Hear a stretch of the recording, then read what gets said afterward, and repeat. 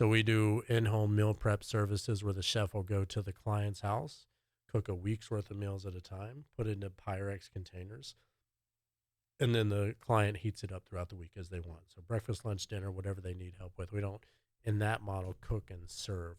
We do a lot of private dinners where we come out and we cook and serve. And in both of those scenarios, it's 100% customizable based on dietary And so all the preference. cooking is done in the person's home. Mhm.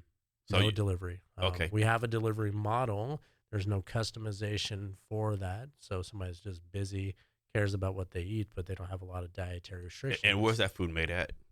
The commissary kitchen for the delivery model. The Okay, in-home model is 100% at the client's house. The delivery model is out of a commissary kitchen. okay, and that's here in Seattle somewhere, Yeah, or yeah, yeah. okay. Um, so how do you? So this sound messed up, right? I think a lot of people might have the impression or stereotype like your service is only for rich people. Can you explain like?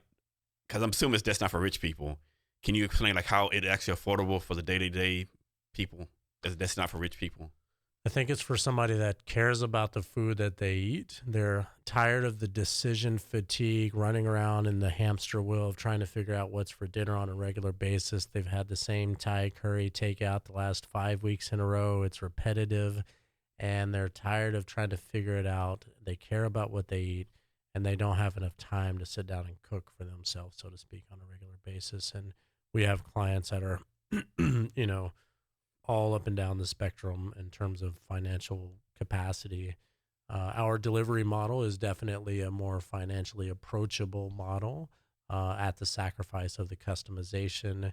And then the in home model is because it's customizable. The chefs that we hire require a higher level of the ability to create menus, which comes with a certain level of experience. So it's approachable, and we have different options to make it more so.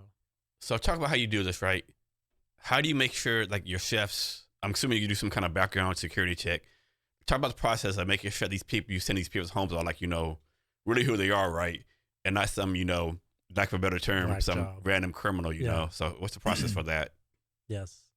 Insightful questions. We do background checks across a national database. And there's just definitely certain things that obviously they wouldn't make the grade to come into somebody's house.